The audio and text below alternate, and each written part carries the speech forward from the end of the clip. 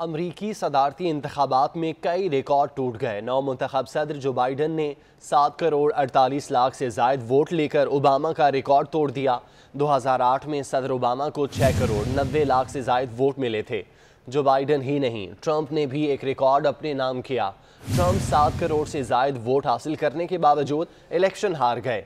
इससे पहले 2016 के इलेक्शन में हिलरी क्लिंटन 6 करोड़ 58 लाख से जायद वोट लेने के बावजूद सदर ट्रंप से हार गई थी। दूसरी तरफ जो बाइडन की नायब सदर कैमला हैरिस ने भी तारीख रकम कर दी। कैमला हैरिस पहली खातून और गैर सफ़ेद फॉर्म नायब सदर बनने में कामयाब हुई।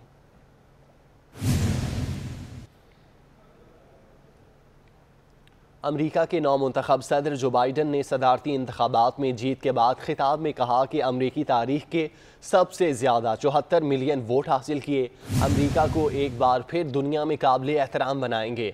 नस्ल परस्ती का खात्मा करने की जंग का वक्त है। मुखालिफिन को दुश्मन की तरह नहीं देखेंगे, वो अमरीकी हैं, अमरीकियों की तरह ही देखेंगे।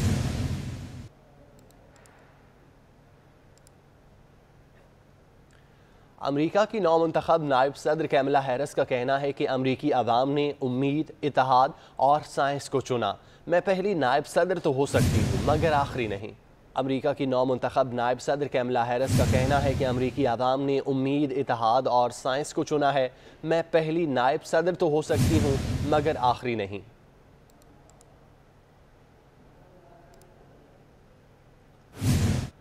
मुस्लिम लीग नून की नायब सदर मरियम नवाज इस्लामाबाद से गिलगित के लिए रवाना हो गई। सेनेटर परवेज रशीद, एहसन इकबाल, मोहम्मद जुबैर और मरियम औरंगजेब भी हमरा हैं। मरियम नवाज इलेक्शन मुहिम के दौरान जलसों से खिताब करेंगी। मुस्लिम लीग नून की नायब सदर मरियम नवाज इस्लामाबाद से गिलगित के लिए रवाना हो गई हैं। सेनेटर परवेज रशीद, एहसन इकबाल, मोहम्मद जुबैर और मरियम औरंगजेब भी उनके हमरा हैं।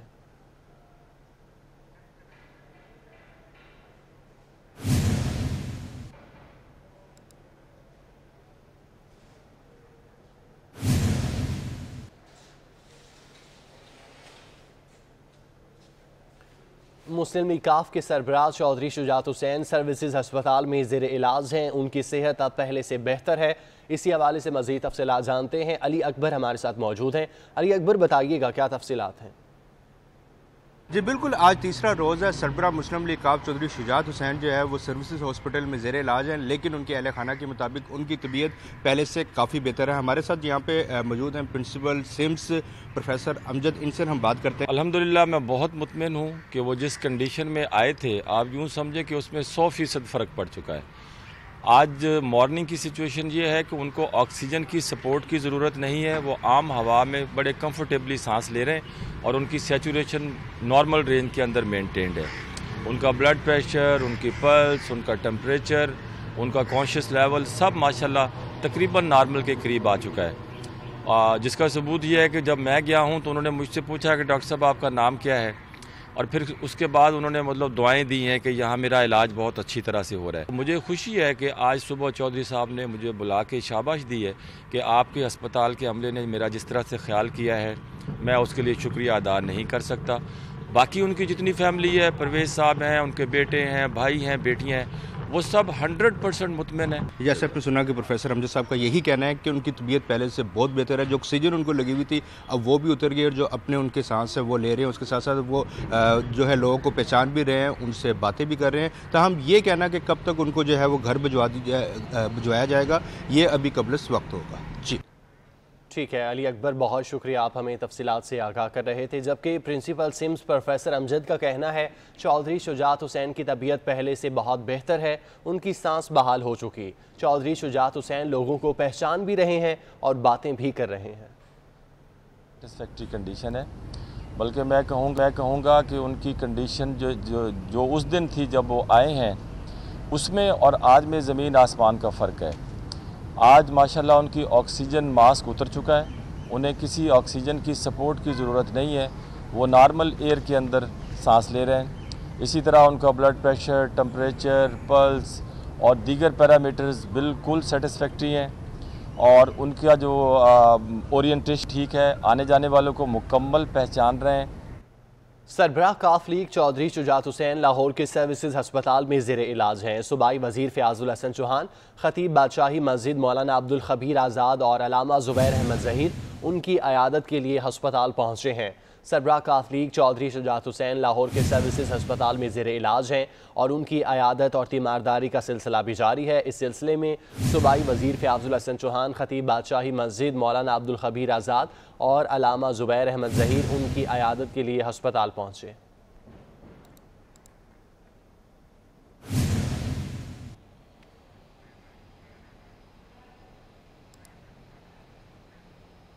मुस्लिम लीग नून के रहनुमा और साबिक स्पीकर कौमी असम्बली सरदार अयाज सादी का कहना है कि लाहौर का 13 दिसंबर का जलसा तारीखी होगा। हुकूमत PDM की तहरीक से खौफ का शिकार हो गई। बिलावल भुट्टो जरदारी के बयान के हवाले से कहना था, उनके बयान का भी वो हाल किया गया जो मेरे बयान के साथ किया गया। हुकूमत PDM के इत्तेफाक को तोड़ना चाहती है और वोटर भी इस दफ़ा चार्ज है। पहले तो हमारे ये जलसे जुलूसों में ज़्यादातर वर्कर आते थे, इस दफ़ा जो वोटर है वो कहता है हमने भी आना है, सपोर्टर भी आने को तैयार है और आम पब्लिक भी हम तवक्को रखते हैं इस दफ़ा आएगी। देखें उनके बयान का भी वही हाल किया गया जो मेरे बयान का किया गया था।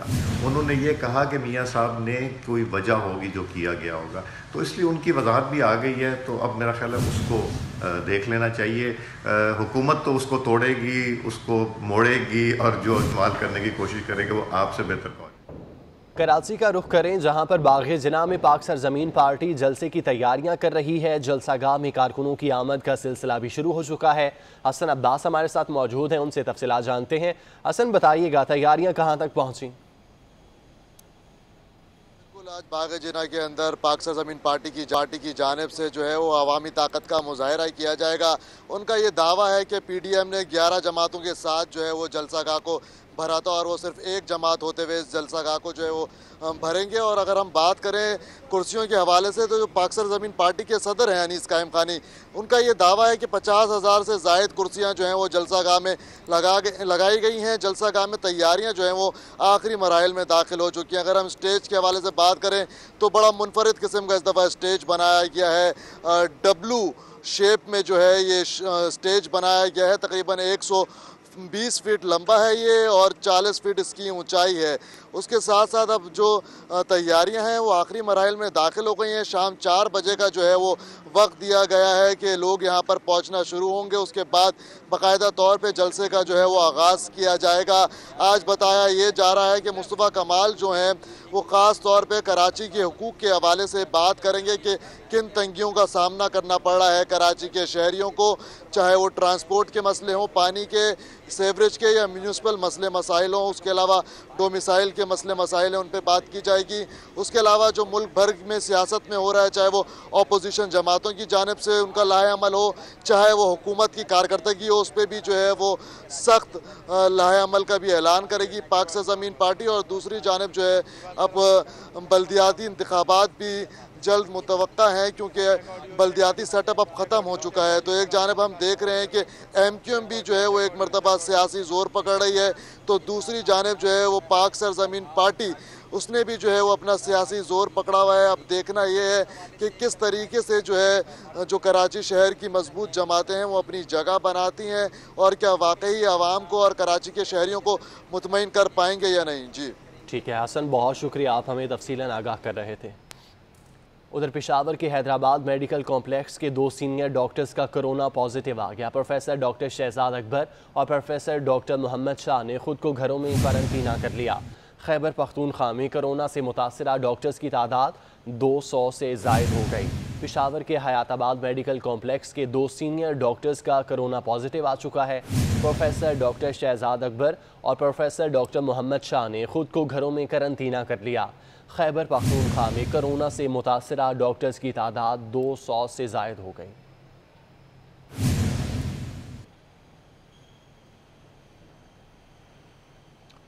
मुल्तान में छुट्टी के रोज़ सहूलत बाज़ार खुले हैं, लेकिन कोरोना वायरस के बचाव के SOPs पर अमल नहीं हो रहा। तफसीलात जानते हैं अली रियाज से, जो कि दिल्ली गेट के सहूलत बाज़ार में मौजूद हैं। अली, बताइएगा क्या सूरत हाल है?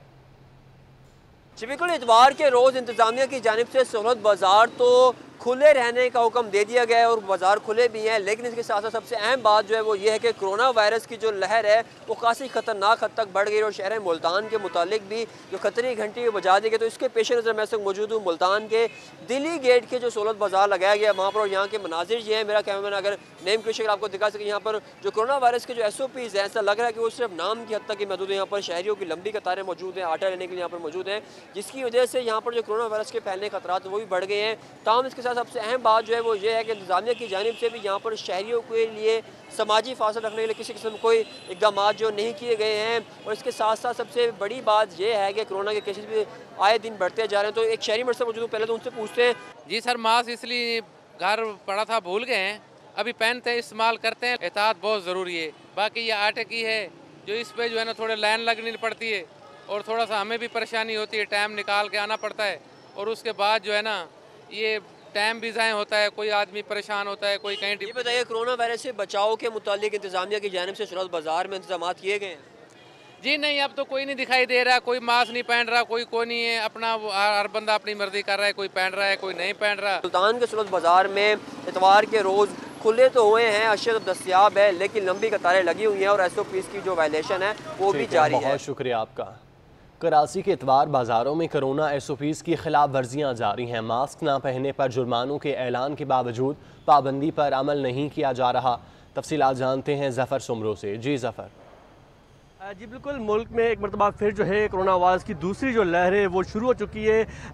रोज़ के बुनियाद पे काफ़ी जो केसेस हैं कोरोना वायरस के वो अब फिर से एक मरतबा नज़र आ रहे हैं और लोगों के बेहतियाती जो है वो भी नज़र आ रही है। इस वक्त मैं मौजूद हूँ कराची के मसरूफ़ तरीन इलाके गुलशन में, जहाँ पर जो है इतवार बाज़ार है, जहाँ पर मैं मौजूद हूँ। और यहाँ पर भी हम यहाँ पर आए तो हमने देखा है कि काफ़ी लोग जो हैं वो जो तदाबीर बताई गई है एहतियाती उन पर अमल नहीं कर रहे हैं और लोगों के जो आ रहे हैं वो मास्क पहन के नहीं आ रहे, जबकि जो लोग गेट पर जो है मास्क खरीद रहे हैं मगर उसके बाद जब बाज़ार में एंटर हो रहे हैं तो उसके बाद वो मास्क का इस्तेमाल नहीं करें, वो उतार के रख लेते हैं, जिससे जो है कोरोना वायरस तेज़ी से फैलने का मज़ीद खर्चा है। और हुकूमत की जानिब से ये कहा गया है कि कराची में ख़ास करके ज़्यादा केसेस नज़र आ रहे हैं और बनस्बत जो मुल्क में जुर्माना लगाया जा रहा है वो 100 रुपया है, मगर पाकिस्तान में जो है जो मास्क ना पहनने पर 1000 रुपये जुर्माना आयद किया गया है। मगर यहाँ फिर भी उसके बाद खिलाफ वर्जी हो रही कानून की और लोग जो है वो मास्क का इस्तेमाल नहीं कर रहे, चाहे वो लोग हो जहाँ यहाँ पर मौजूद जो इंतजाम में उनके लोग हो वो भी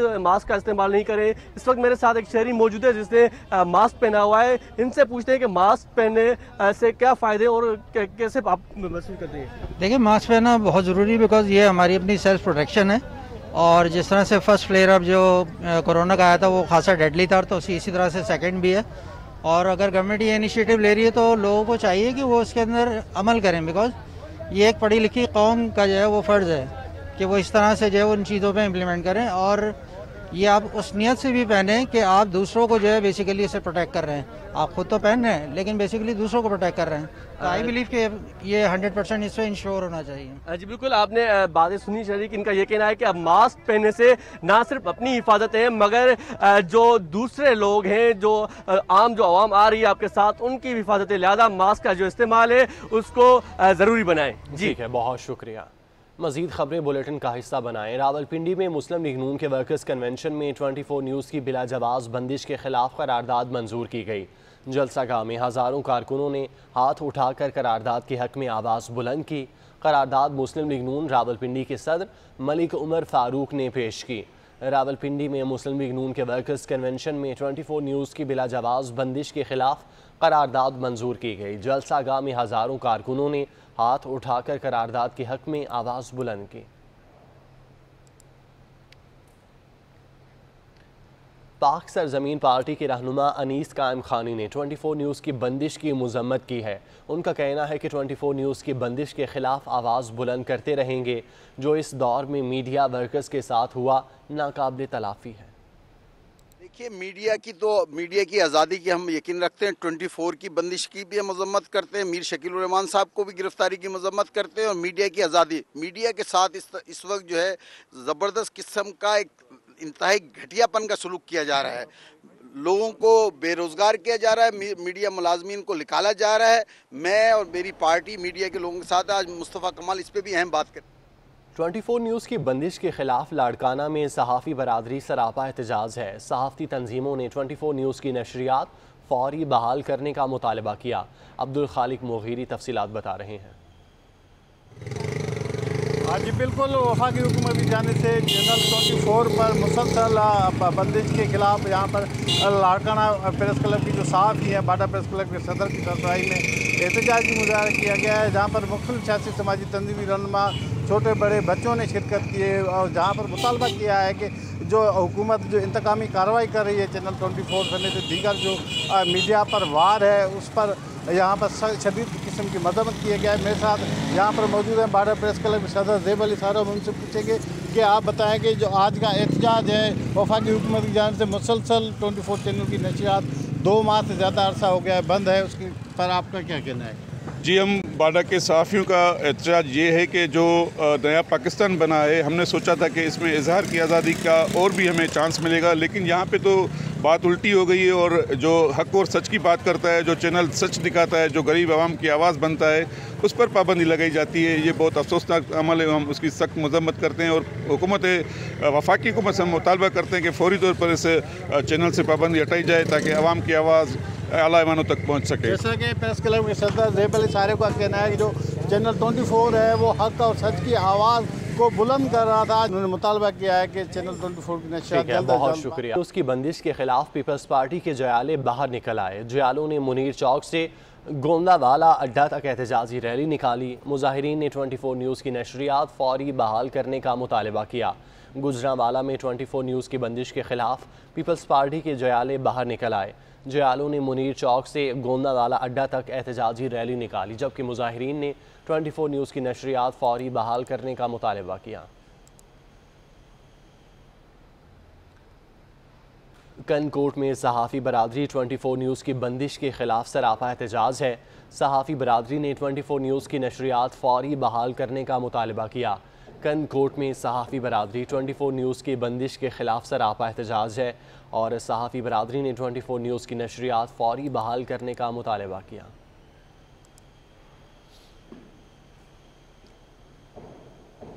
वतन के शहीदों को 24 न्यूज़ का सलाम। हैदराबाद से ताल्लुक़ रखने वाले पाक फ़ौज के शहीद जवान मोहम्मद रियाज की आज 17वीं बरसी मनाई जा रही है। तफसीलात जानते हैं अली हमजा से। अली बताइएगा, अहले खाना क्या कहते हैं?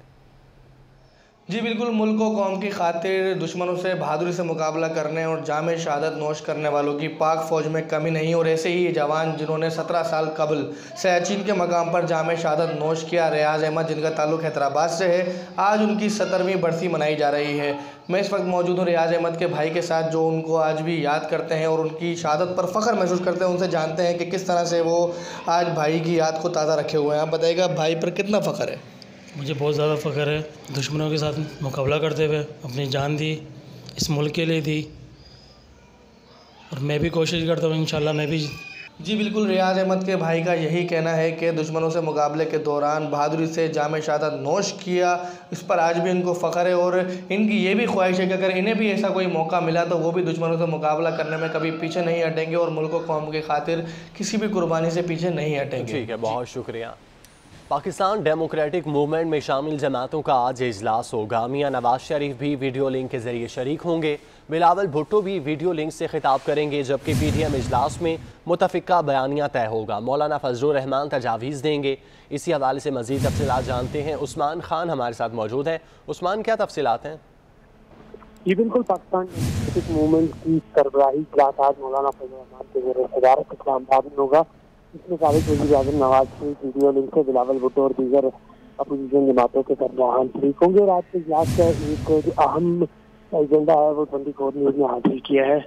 उसके मुताबिक आज के इजलास में मुत्तफ़िका बयानिया तय होगा, क्योंकि गुज़िश्ता कई रोज़ से जो बयानात में तज़ाद चल रहा है, इस हवाले से मौलाना फजलुर रहमान इस बात पर सरगर्म है कि एक ही बयानिया हो ताकि उससे PDM की तहरीक को तक़वियत मिले और एक ही बयानिया हो जो आवाम में भी मकबूल हो और उससे तहरीक को फ़ायदा होगा। जी ठीक है उस्मान, बहुत शुक्रिया आपका।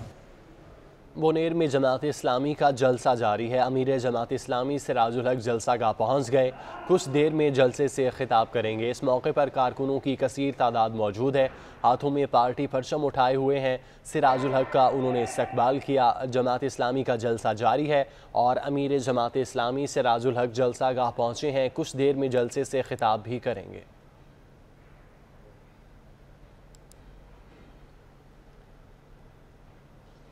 कनकोट के नवाही गांव मोहम्मद उस्मान का अस्पताल कई सालों से खस्ता हाली का शिकार है। अस्पताल में मरीजों के लिए पीने के लिए साफ़ पानी है, ना बैठने के लिए कुर्सियां हैं। अस्पताल की दीवार भी गिर गई है। तफसीलात जानते हैं सलीम मेहरानी से। सलीम, बताइएगा क्या सूरत हाल है?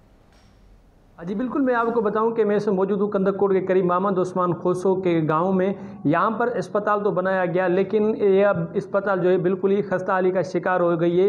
ये अस्पताल से अंदर जो है ये जो कमरे बनाए गए हैं, जो इसका हाल है, उसमें से यहाँ पर चापड़ गिरने की वजह से कई मरीज़ जो हैं वो ज़ख्मी हुए हैं। मेरा कैमरामैन आपको दिखा सके कि आप देख सकते हैं कि किस तरह से ये देख सकते हैं कि किस तरह से इसकी हालत बनी हुई है। यहाँ पर मरीज़ जो हैं वो जलील ख्वार हो रहे हैं। इस अस्पताल को ना तो 4 वाल बाउंड्री दी गई है, ना तो कुछ यहाँ पर 1 से 2 यहाँ पर डॉक्टर जो होते हैं वो अपना काम कर रहे हैं, लेकिन वे इसमें कोई सहूलत यहाँ पर कोई भी नहीं मिल रही है। यहाँ के इलाके मकीन हैं जो शदीद परेशान हैं। उनका कहना है कि हमारे बच्चे जो यहाँ पर आते हैं तो उनको ना तो बैठने के लिए यहाँ पर कोई कुर्सी मिलती है, ना तो यहाँ पर कोई पीने के लिए यहाँ पर साफ़ पानी है। हमारे साथ यहाँ पर कुछ इलाके मकीन भी मौजूद है, उनसे भी पूछते हैं कि इस अस्पताल का कब काम हुआ था और अब इसको कितना अरसा हो गया है जी इसका भी काम नहीं हो रहा है? जी सर, ये 6-7 साल से इसका काम नहीं हो रहा है। यहाँ पे मरम्मती काम हमको करवा के दें। अस्पताल के पूरी दीवार ये गिर रहा है, बाउंड्री वार भी हमको नहीं है। यहाँ पे औरतें आते हैं दूर दूर से, उन लोगों के पर्दे के लिए कोई भी यहाँ पे बाउंड्री वाल नहीं लगा हुआ है। पूरा अस्पताल, ये अस्पताल का हमको मरम्मत करवा के दें इसको। दूसरी बार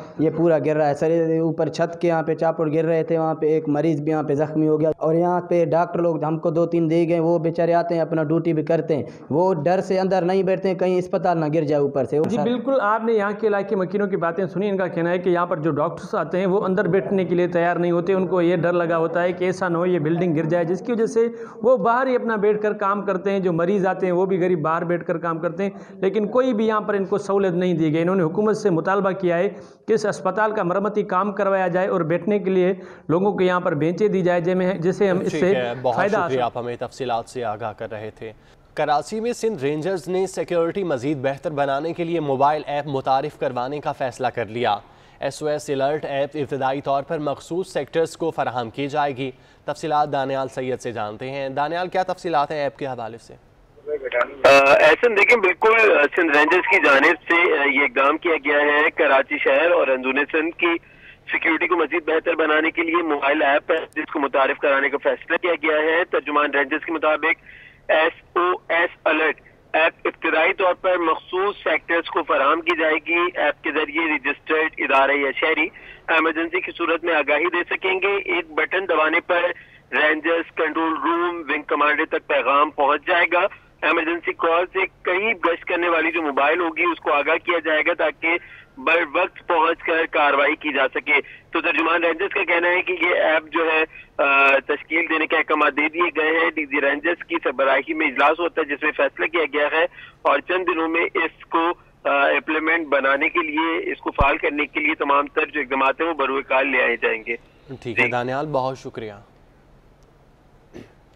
कि नैब ने शुगर सब्सिडी केस की तहकीकात तेज कर दी। नैब रावलपिंडी ने मुख्तलिफ स्टेक होल्डर्स के बयानात रिकॉर्ड करने के लिए तलब करने का फैसला किया है। तफसीलात जानते हैं उस्मान खान से। उस्मान, बताइएगा। जी बिल्कुल, नैब रावलपिंडी ने शुगर सब्सिडी घोटाले की तहकीकात को तेज करने का फैसला कर लिया है।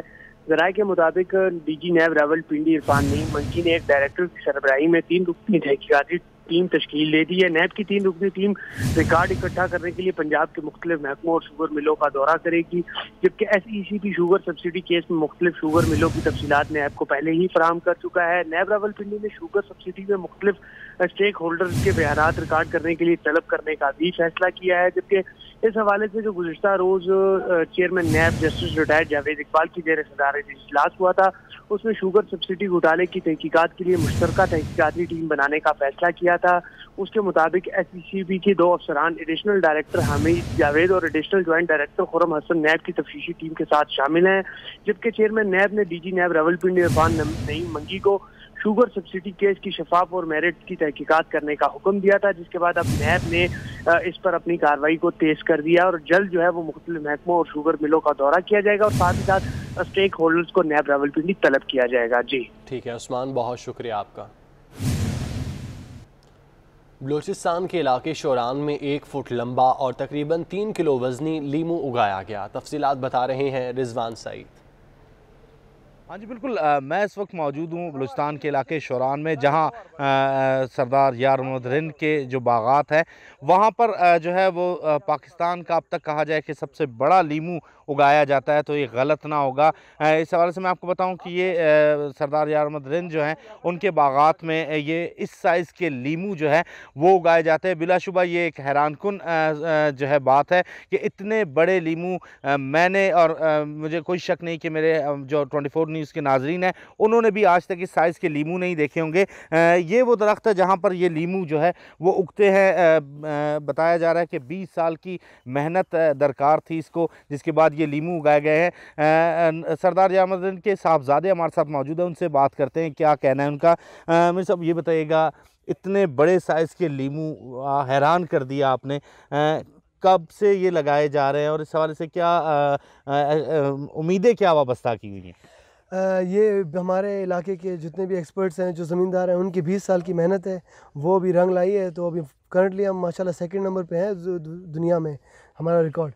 तो इंशाल्लाह कोशिशें और एम यही है कि इंशाल्लाह 1st नंबर पे जाएंगे और इंशाल्लाह गिनीज़ वर्ल्ड रिकॉर्ड बुक में भी हमारा इंशाल्लाह नाम आएगा और पाकिस्तान और बलूचिस्तान दोनों को फ़ख्र करेंगे इंशाल्लाह। जी, जैसा कि आपने सुना, यहाँ सरदार यार मोहम्मद रिंद के साहबजादे हमारे साथ मौजूद थे। उनका यही कहना था कि पाकिस्तान और बलूचिस्तान के लिए बिलाशुबा ये एक एज़ाज़ की बात होगी कि इस साइज़ का लीमू जो मेरे ख्याल में इस वक्त बताया जा रहा है, जो तज्ज़ियात सामने आ रहे हैं कि दुनिया में दूसरे नंबर पर बड़े साइज़ का लीमू है, वो बलूचिस्तान की सरजमीन से उगाया जा रहा है और आलमी सतह पर इसे उजागर करने की भी कोशिशें की जा रही हैं। बहुत शुक्रिया आपका। लाहौर लॉरेंस गार्डन में पॉपकॉर्न स्टूडियो और PHA के ज़ेर एहतमाम ड्रम सर्कल का इनेकाद किया गया। 200 से ज़ायद नौजवान लड़के लड़कियों ने ड्रम बजाया।